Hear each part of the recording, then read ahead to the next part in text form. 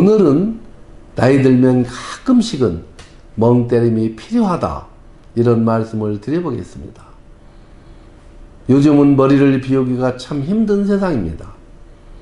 끊임없이 무엇을 생각하거나 우리가 생각하지 않는 시간에는 그 스마트폰을 보면서 머리를 계속 쓰고 있죠. 엊그제 제 지인은 칠갑산자락에 황토집을 짓고 사는데 구들장을 데우기 위해 매일 저녁 아궁이에 장작불을 지핀다고 합니다.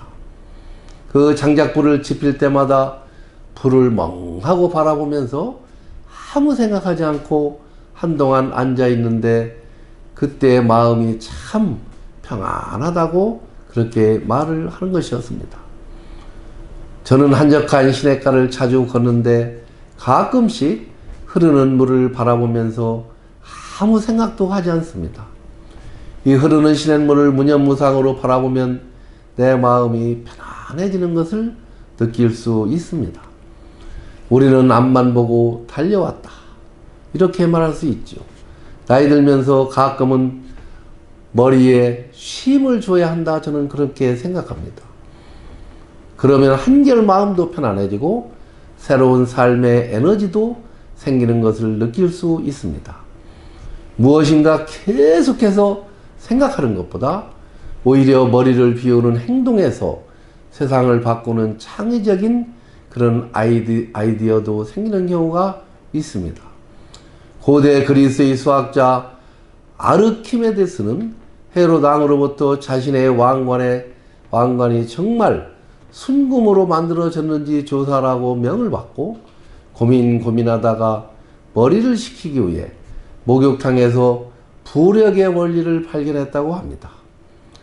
미국의 뇌과학자 마커스 라이클 박사는 2001년경 뇌영상 장비를 통해 아무런 인지활동을 하지 않을 때 뇌가 오히려 활성화되는 그 뇌의 특정 부위가 있다는 사실을 발견했다고 합니다. 우리들은 잠깐의 먼 산 바라보기를 할 여유조차 있고 살아가고 있는지도 모릅니다. 지하철을 타봐도 손에 모든 사람들이 스마트폰을 놓지 않는 경우를 우리는 쉽게 볼 수 있습니다. 집에서 쉴 때도 우리는 습관적으로 TV를 켜놓고 있는 경우가 많습니다. 끊임없이 뇌를 통해 무언가를 하기 바쁜 것이죠. 뇌의 휴식이 필요한 것입니다. 멍에 있는 동안 뇌에 휴식을 주고 자기 의식을 다듬는 기회가 되며 평소에 미처 생각하지 못한 영감이나 문제 해결 능력도 멍 때리는 데서 그 시간에 오는 경우가 있다, 그렇게 말합니다. 멍 때려라는 책을 쓴 서울 강북 삼성병원 정신건강의학과 신동원 교수는 멍 때리기는 효율적인 뇌의 재정비 수단이라고 말하고 있습니다. 신 교수는 뇌의 휴식을 통해 정보와 경험을 정리하고 불필요한 정보는 과감하게 삭제하며 새로운 생각을 채울 수 있는 그런 한 여백을 만드는데 현대인의 머리는 휴식할 시간이 없다면서 신경증적인 불안감이 24시간 SNS에 접속하게 만드는 무언가를 찾아 헤매게 만들고 있지만 정작 새로운 아이디어를 창조하는 데 필수적인 재정비의 시간을 희생시키고 있다, 이렇게 말하고 있습니다. 머리를 비우는 방법은 몇 가지가 있는데 먼저 눈을 감고 아무 생각도 하지 않고 그냥 가만히 있는 것입니다. 자신의 모습에 집중하면서 깊은 숨을 들이마시고 깊게 내쉬면서 마음의 안정을 찾을 수 있습니다. 다음으로는 예술 작품을 감상하는 것입니다. 예술 작품은 다양한 감정과 느낌을 자극하며 관전자의 마음을 여러 가지 방향으로 이끌어갈 수 있습니다.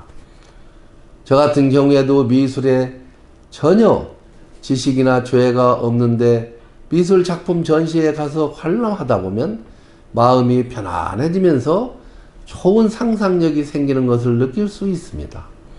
요즘은 지역문화원이나 문예회관 등에서도 지역 미술 작품을 전시하는 경우도 있습니다.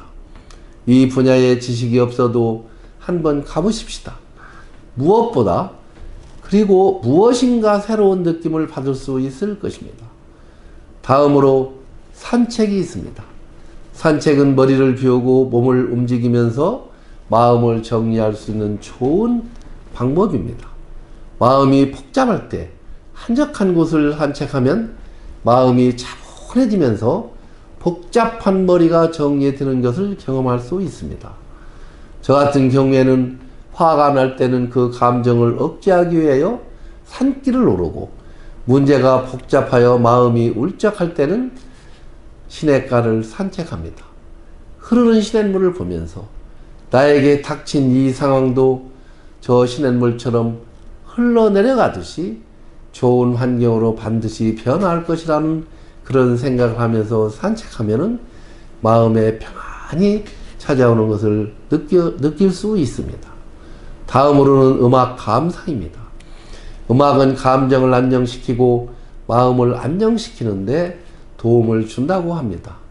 트로트도 좋지만 가끔은 클래식을 틀어놓고 음악에 몰입하다 보면 우리가 내용을 모르더라도 마음의 행복감을 느끼고 또 그런 경험을 할 수 있습니다. 우울하고 무기력할 때는 먼저 느린 템포의 잔잔한 곡을 듣는 것이 좋다고 합니다.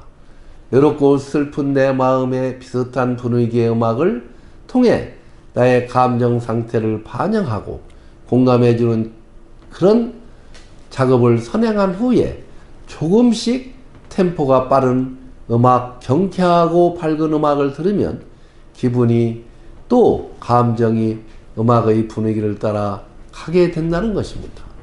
이것은 음악 치료에서 동질성의 원리라고 합니다. 어쨌든 저도 클래식에 대해 잘 모릅니다. 그런데 클래식을 듣다 보면 마음이 편안해지는 것을 꼭 느낄 수 있습니다. 마음이 울적할 때는 방에 들어가서 음악을 크게 틀어놓고 한두 시간 몰입하다 보면 기분이 전환되는 것을 경험하게 됩니다. 복잡한 세상, 바쁘게만 살지 말고 우리는 가끔씩 아무 생각 없이 멍도 때리고 산책도 하고 미술도 감상하고 음악도 들으면서 행복하게 살아봅시다. 오늘도 제가 쓴 시 한 편을 낭송하고 영상을 마칠까 합니다.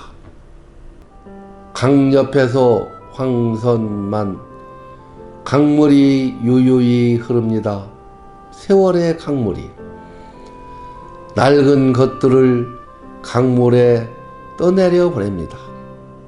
실패의 고통, 상처받은 마음, 좌절의 아픔, 사랑 없는 생각.